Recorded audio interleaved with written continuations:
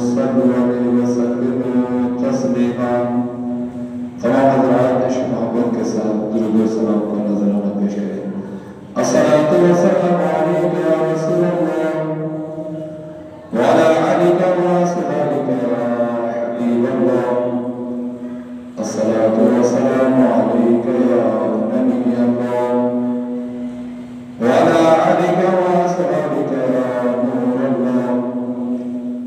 الصلاۃ والسلام علیک یا خاتم النبیین وعلی آلک واصحابک یا رحمۃ للعالمین۔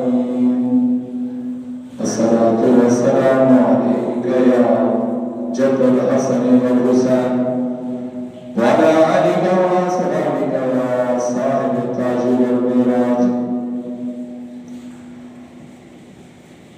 دنیا دیکھ چھڑ کے بدیا پنج نمازاں پڑھیا کر،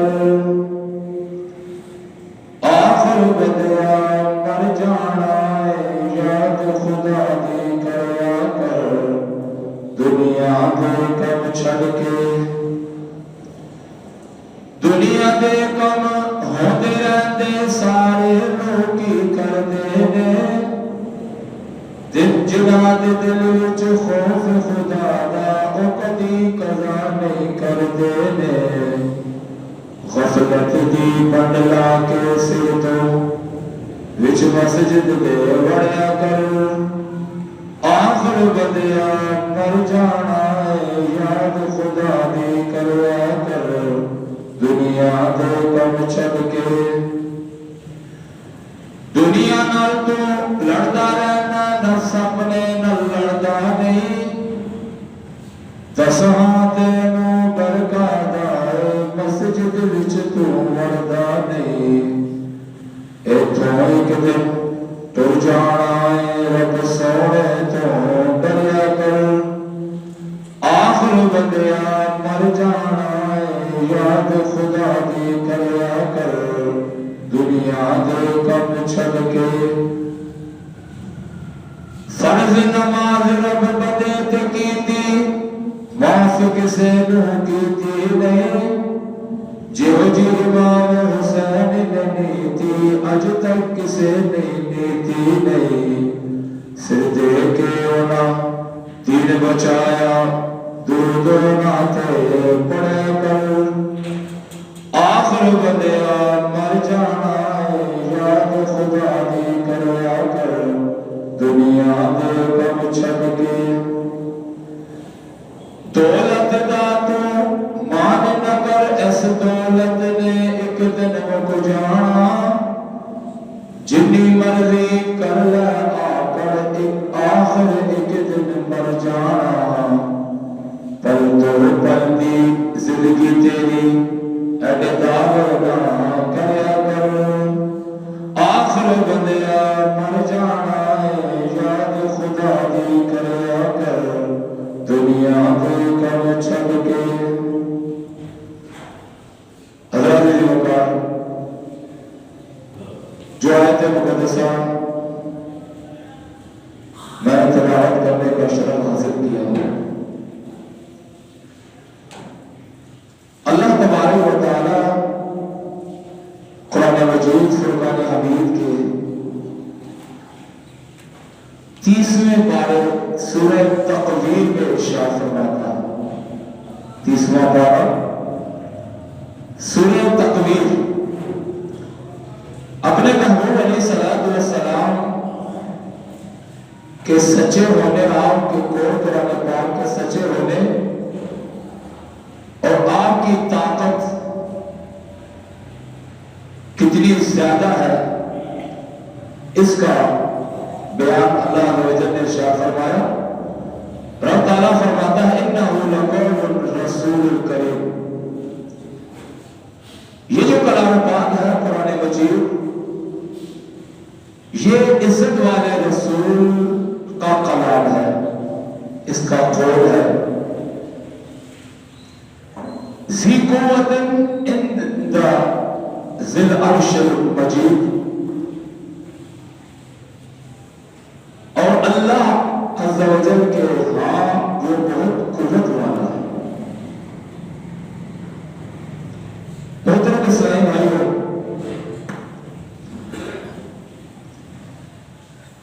مفسرین نے اپنی تفاسیر کے اندر اس آیت کے تحت لکھا ہے کہ اللہ تبارک و تعالیٰ نے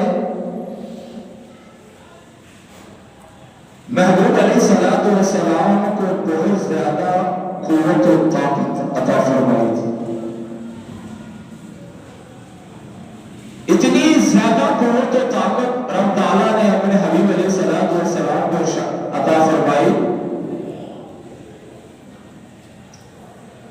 کہ اللہ تبارک و تعالیٰ قرآن مجید کے لیے ارشاد فرماتا ہے لو انزلنا هذا القرآن على جبل لرأيته خاشعا متصدعا من خشية الله۔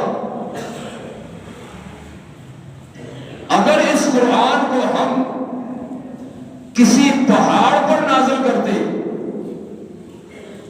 تو وہ پہاڑ جو ہے وہ ریزہ ریزہ ہو جاتا۔ اب آپ پہاڑ کو کتنا طاقتور اور کس قدر ایک مضبوط قسم کا ہم تصور کرتے ہیں، لیکن اللہ کے حبیب کے لیے کتنی باعث اور شرف اور عزت کا مقام ہے کہ اللہ تبارک و تعالیٰ فرما رہا ہے اے محبوب اس قرآن مجید کو جو ہم نے تیری ذات قلب منور پر ہم نے نازل کیا ہے، اگر ہم کسی پہاڑ پر اس کو نازل کرتے وہ ریزہ ریزہ ہو جاتا۔ ذرا برابر یہ قرآن ایک آیت ایک لفظ قرآن کا کسی پہاڑ پر ہم نازل کرتے تو وہ ریزہ ریزہ ہو جاتا۔ بات یہاں ختم نہیں ہوئی، اللہ تبارک و تعالیٰ اسی قرآن کے اندر سورہ اعراف کے اندر ارشاد فرماتا ہے جس کا ترجمہ قرآن کنز العرفان، کہ ہم نے قرآن مجید کو اپنے محبوب علیہ السلام کے قلب منور اور آپ کی ذات پر تھوڑا تھوڑا کر کے نازل کیا۔ اگر ذرا ایک برابر ایک آیت اور ایک لفظ کے برابر ایک مرتبہ قرآن پہاڑ کے اوپر نازل ہوتا وہ پہاڑ ریزہ ریزہ ہو جاتا، لیکن محبوب ہم تو اس کو تھوڑا تھوڑا کر کے آپ کی ذات پر نازل کر رہے ہیں، لیکن محبوب کی ذات بجائے کسی نقصان پہنچنے کے عزت و شرف میں اضافہ ہو رہا ہے۔ اور یاد رکھیے پیارے اسلامی بھائیوں، اللہ عز و جل کی بارگاہ میں موسیٰ علیہ السلام نے عرض کی یا اللہ مجھے اپنا دیدار دکھاؤ۔ اللہ عز و جل نے فرمایا لن ترانی، تو مجھے دیکھ نہیں سکتا، بلکہ تو ایسا کر کہ تو پہاڑ کے قریب جا، اس پہاڑ پہ میں ذرہ برابر اپنے تجلی اپنے دیدار کا ایک ذرہ تجلی میں اس پہ ڈالوں گا، اگر پہاڑ اس کو برداشت کر لے تو پھر تو بھی برداشت کر سکے گا۔ تو جب کوہ طور پر حضرت موسیٰ علیہ السلام تشریف لے کر گئے، وہاں پہنچے، اللہ عز و جل نے اپنی تجلی کا ایک ذرہ برابر نور جو ہے اس پہاڑ پہ ڈالا تو وہ پہاڑ تو ریزہ ریزہ ہو گیا، جل کر سرما بن گیا۔ موسیٰ علیہ السلام وہیں پہ بے ہوش ہو گئے، برداشت نہیں کر سکے۔ لیکن محبوب کی شان یہ ہے، سورہ نجم کے اندر اللہ عز و جل ارشاد فرماتا ہے میرا محبوب معراج کی رات میری طرف آیا اور اتنا قریب آیا اور میرے قریب آیا، سدرۃ المنتہا پہ پہنچا، پھر اس سے بھی قریب آیا، یہاں تک کہ دو کمانوں کے درمیان ہو گیا۔ جیسے یہ دو کمان ہوتے ہیں، تیر جسے ہم چلاتے ہیں تو وہ کتنے قریب ہوتے ہیں، ایسا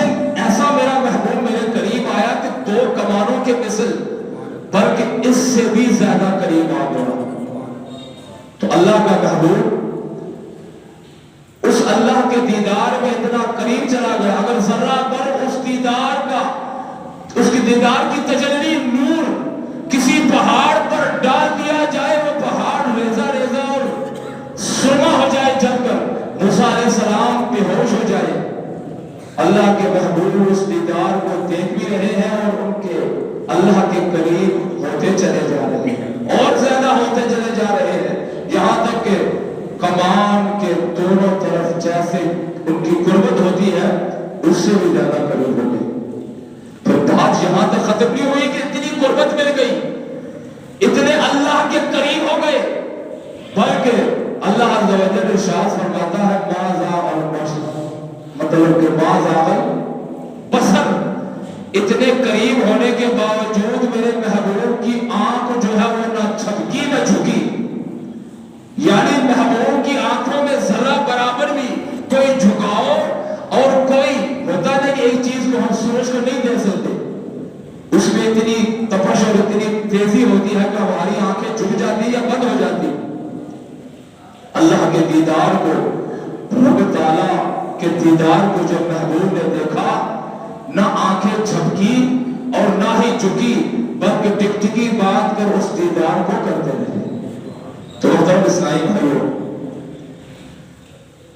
یاد رکھیے جبریل امین علیہ السلام جو ہمارے آقا علیہ السلام کے در کا ایک غلام ہے، قرآن مجید لے کر آتا ہے پھر جاتا ہے. اس کی قدرت کا یہ عالم ہے کہ جب لوط علیہ السلام کی قوم لواطن سے باز نہ آئی، یعنی شیطان نے قوم کو ورگلایا، وہ عورتوں کو چھوڑ کر مرد کے ساتھ لواطن یعنی بدفعلی کرنے لگے.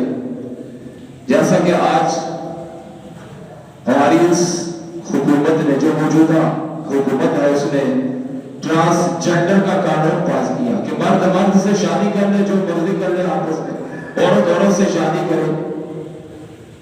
بہرحال وہ قوم لوط جو تھی وہ اس بات کے قائل تھی کہ انہوں نے عورتوں کو چھوڑ کر مردوں کے ساتھ بدفعلی شروع کر دی. اللہ عز و جل نے ایسا عذاب نازل کیا، جبریل امین علیہ السلام کو بھیجا، اور جبریل امین علیہ السلام کی قوت کا یہ عالم تھا کہ پوری بستی کو اپنے پروں پر اٹھایا اور آسمان میں لے جا کر دوبارہ اسی قوم کو روڑ کر اسی نے مار دیا. یہ جبریل امین علیہ السلام کی قوت کا حال ہے.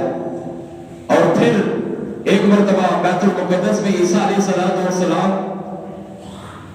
شیطان کے ساتھ گفتگو کر رہے تھے، تو شیطان کچھ بے ادبی کے معاملات کر رہا تھا. تو جبریل امین علیہ السلام پلک جھپکنے سے پہلے آئے، صرف شیطان مردود کو پھونک ماری تو ہندوستان کے کسی دور دراز جگہ پہ جا کے یہ بدنصیب گرا. اور میرے آقا علیہ السلام کے فرمان کے مطابق جبریل امین علیہ السلام کی قوت اور رفتار کا یہ عالم ہے. اگر انسان پلک جھپکے اور اپنی پلک کو یعنی آنکھوں کو کھول لے تو جبریل امین علیہ السلام پلک جھپکنے سے پہلے آسمان سے لے کر یعنی ساتویں آسمان سدرۃ المنتہا جہاں آپ کا مقام ہے وہاں سے زمین میں آتے ہیں اور پلک جھپکنے سے پہلے زمین سے آسمان پہ جاتے ہیں. تو وہ جبریل امین میرے آقا علیہ السلام کے در کا ایک غلام ہے، فرمانبردار، ایک ملازم کی حیثیت سے میرے آقا کے دربار میں پیش ہوتا ہے اور عرض کرتا ہے یا رسول اللہ صلی اللہ علیہ وسلم، میں آدم علیہ السلام سے لے کر عیسیٰ علیہ السلام تک ہر نبی کے پاس آیا، ان کے پاس وحی اور کلام لے کر آتا رہا، اور میں نے مشرق بھی دیکھا، مغرب بھی دیکھا، آسمان بھی دیکھا، شمال بھی دیکھا، جنوب بھی دیکھا. محبوب جو شان، جو عزت، جو قوت، جو عظمت اللہ تبارک و تعالیٰ نے آپ کو عطا کی ہے آج تک میں نے کسی کو نہیں دیکھا. 1,24,000 کم و بیش نبیوں کے پاس آتا رہا، سب کا دیدار کیا، سب کے کا پیغام لے کر آتا رہا. جو شان جو مرتبہ اللہ تبارک و تعالیٰ نے آپ کو دیا ہے, اتنا مرتبہ یہ شان میں نے آج تک کسی کی نہیں دیکھی.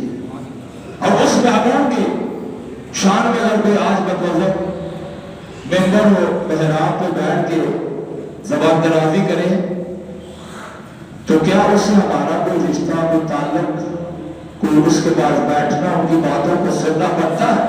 نہیں پڑتا.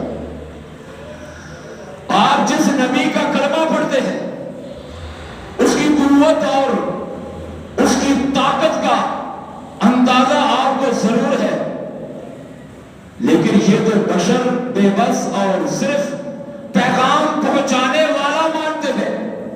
اور سب سے بڑی بات, آپ کی نماز بھی نہیں بنتی ان کے پیچھے پڑھنا. آپ کا عقیدہ نبی کے بارے میں اتنا شان والا اتنا بلند ہے, اور ان کا عقیدہ اپنے جیسا وہ بشر سمجھے, عام بندے جیسا سمجھے, تو کیا ایسے بندے کے پیچھے ہماری نماز ہوتی ہے؟ ہم کیسا مانتے ہیں؟ حضرت قتادہ رضی اللہ تعالیٰ عنہ, یہ جنگ احد کا واقعہ ہے. شاہ عبد الحق محدث دہلوی رحمۃ اللہ علیہ نے اپنی کتاب مدارج النبوہ سیرت کی یہ کتاب ہے 2 جلدوں پر, آپ اس کو اٹھا کے دیکھیں پڑھیں, آپ کو پتا چلے کہ شاہ عبد الحق محدث دہلوی آپ لکھتے ہیں کہ قتادہ جنگ احد یعنی غزوہ احد میں آپ کی ایک آنکھ پہ تیر لگا اور آپ کی آنکھ جو ہے وہ نکل آئی. جب آنکھ نکلی تو آپ مایوس نہیں ہوئے, حالانکہ آپ بہت بڑے توحید پرست تھے. جس نے محبوب کا دیدار کیا ہو, کلمہ پڑھا ہو, اللہ پر اس کا اتنا یقین ہو, وہ کتنا بڑا توحید پرست ہوگا. اللہ پہ تو یقین ان کا لازمی طور پہ تھا, لیکن وہی آنکھ جو تیر لگنے سے جنگ احد میں نکلی ہوئی تھی, اپنے ہاتھ میں رکھ کر سرکار کی بارگاہ میں گئے, یا رسول اللہ صلی اللہ علیہ وسلم, جنگ کے دوران یہ میری آنکھ نکلی ہے. اب اس صحابی رسول قتادہ رضی اللہ تعالی عنہ کا یقین اور عقیدہ آپ ملاحظہ فرمائیں. اگر ان بدمذہبوں جیسا ہوتا, وہ کہتا ٹھیک ہے جی آنکھ نکل گئی, اللہ کی یہ مشیت ہے, اللہ کی یہ حکمت ہے کہ میری آنکھ جنگ کے دوران نکلنی تھی, چپ کر کے بیٹھ جاتا. لیکن وہ صحابی تھا, اس کا ایمان اپنے نبی پر, یقین اپنے نبی پر کتنا تھا. جب آنکھ لے کر سرکار کی بارگاہ میں گئے تو سرکار نے کہا بھائی جنگ کے دوران آنکھ نکلی, فرما دیتے. اگر نبی کچھ نہیں کر سکتا, اتنی طاقت اور قوت نہیں ہے, تو فرما دیتے میرے صحابی میں تو بے بس ہوں, میں تو لاچار ہوں, تمہاری آنکھ نکلی ہے تو میں کیا کر سکتا ہوں, اب جاؤ جا کے گزارا کرو, اس کو پٹی مرہم لگا کے ساری زندگی اسی پہ گزارا کرو. نا یہ نہیں فرمایا. فرمایا ہاں کیوں نہیں, ہماری شان تو بڑی بلند ہے, ہمارے لعاب دہن میں اتنی طاقت ہے. اس آنکھ میں لعاب دہن لگایا اور قتادہ کی آنکھ میں اس کو لگا دیا. تو حضرت قتادہ رضی اللہ تعالیٰ صحابی رسول ہے, آپ روایت کرتے ہیں کہ جب میں نے شیشے کے سامنے گیا اور میں نے چہرے کو دیکھا, اپنے دونوں آنکھوں کو دیکھا, میں فرق نہیں کر رہا تھا کہ کون سی آنکھ نکلی ہوئی ہے اور کون سی آنکھ پہلے والی ہے. میں فرق جو ہے وہ بھول گیا, بلکہ جو پہلی آنکھ تھی جس پہ لعاب دہن نہیں لگا تھا, وہ تو کبھی کبھی دکھتی تھی, جہاں پہ لعاب دہن لگا تھا کبھی ساری زندگی یہ دکھی نہیں بلکہ سلامت رہی. بلکہ وہ آنکھ جو رب تعالیٰ نے دی تھی جس میں لعاب دہن نہیں لگا تھا, وہ صرف دن کو دیکھتی تھی, جو لعاب دہن لگا ہوا تھا یہ رات کو بھی دیکھتی تھی, دور تھا. تو یہ نبی کی شان ہے, اس کی قوت, جس کے لعاب دہن میں اتنا اثر ہو. اس نبی کی ذات آپ کے جسم مبارک, آپ کے ہاتھوں میں, آپ کی نظر میں, آپ کی ذات میں کتنی برکت اور عظمت و شان ہوگی. یہ ہے نبی کی شان, جس پر صحابہ کرام کا ایمان تھا, یقین تھا. اور بات یہاں پر ختم نہیں ہوئی. اگر آنکھوں کی روشنی چلی جائے. ابھی ہماری محفل ہوئی, اس میں ہمارے حافظ صاحب غلام رسول صاحب آئے جو کہ دونوں آنکھوں سے بالکل ہی نابینا, یعنی دیکھ نہیں سکتے دونوں آنکھوں سے, نابینا. تو صحابی رسول ہے, دونوں آنکھوں سے نابینا ہے, غالباً عبداللہ ابن مکتوم. تو ایک دن دل میں خواہش پیدا ہوئی کہ سارے صحابہ میرے آقا علیہ الصلوۃ والسلام کا دیدار کرتے ہیں اور دیدار سے مشرف ہوتے ہیں, کیا یہ ہو سکتا ہے کہ مجھے بھی آنکھیں مل جائیں اور میں بھی اپنے آقا علیہ الصلوۃ والسلام کا دیدار کر لوں؟ تو ایک دن شکستہ دل کے ساتھ سرکار کی بارگاہ میں گئے. اس ضراب میں کبھی کبھی بندہ اللہ کی بارگاہ میں وہ دعائیں مانگتا ہے کہ وہ ممکن نہیں ہوتی, یا وہ چیز مانگتا ہے کہ وہ ممکن نہیں ہوتی, لیکن انسان مانگ لیتا ہے, دعا کر لیتا ہے. تو اسی اضطراب, اسی دیوانگی کے عالم میں وہ صحابی رسول سرکار کی بارگاہ میں تشریف لے جاتے ہیں اور عرض کرتے ہیں یا رسول اللہ صلی اللہ علیہ وسلم, اگر آپ دعا کریں, اگر آپ چاہیں تو اللہ تبارک و تعالی ہو سکتا ہے کہ مجھے اللہ آنکھیں دے دے, میری آنکھیں روشن ہو جائے. سرکار علیہ الصلوۃ والسلام نے ارشاد فرمایا اگر تو صبر کرے تو تیرے اس دکھ اور اس تکلیف کی وجہ سے اللہ قیامت کے دن تجھے جنت عطا کر دے. تو اس نے عرض کی یا رسول اللہ جنت تو آپ کے صدقے سے مل ہی جائے گی, یہ تو میرا ایمان ہے کہ میں نے آپ کا کلمہ پڑھا ہے, آپ کی بارگاہ میں آتا جاتا رہتا ہوں, آپ کا کلام مبارک سنتا ہوں, میرا ایمان ہے کہ آپ کے صدقے میں جنت مل ہی جائے گی. اگر آپ کے صدقے اور آپ کی دعاؤں سے مجھے آنکھ بھی مل جائے. تو سرکار نے یہ نہیں فرمایا کہ نہیں بھائی میں تو اتنا بے بس ہوں لاچار, میں تو ویسے پیغام رسائی کے لیے آیا ہوں, قرآن لے کر آیا ہوں, احکام سکھانے آیا ہوں, صرف احکام سکھاؤں گا, دین سمجھاؤں گا, اس کے آگے میں کچھ نہیں کر سکتا.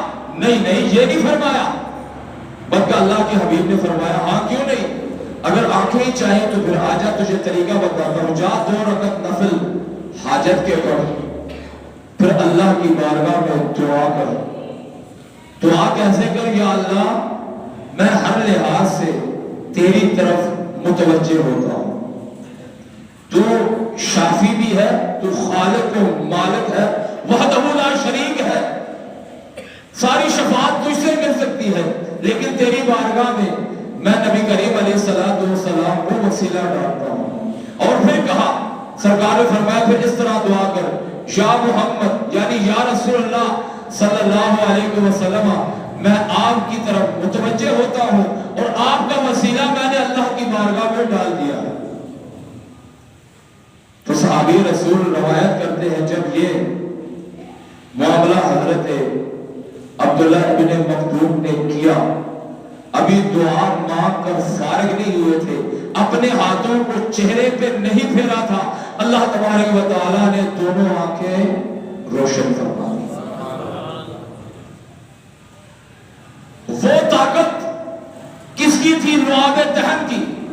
نبی کریم علیہ الصلوۃ والسلام کے اس دہن مبارک سے نکلا ہوا ایک لعاب جس کو ہم تھوک کہتے ہیں, جس کو ہم پھینک دیتے ہیں, اس کو ہم جراثیم سمجھتے ہیں, لیکن صحابی رسول کی آنکھوں میں لگتا ہے آنکھیں سلامت ہو جاتی ہے.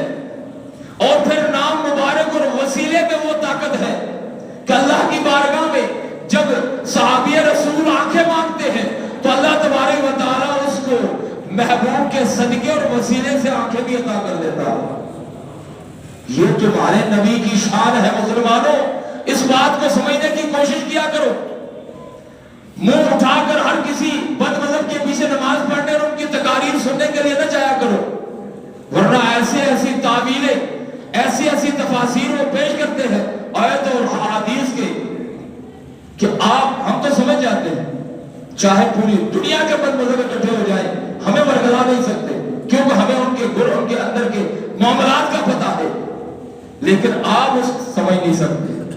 ایسی تعویل پیش کریں گے, ایسی آیت کو مروڑ کے اس کا ترجمہ تمہارے سامنے رکھیں گے, تم سمجھ نہیں سکو گے, اور ایسی مطلب آیتوں کو احادیث کو آپ سے چھپائیں گے جس کے اندر شان محمدی ظاہر ہوتی ہو.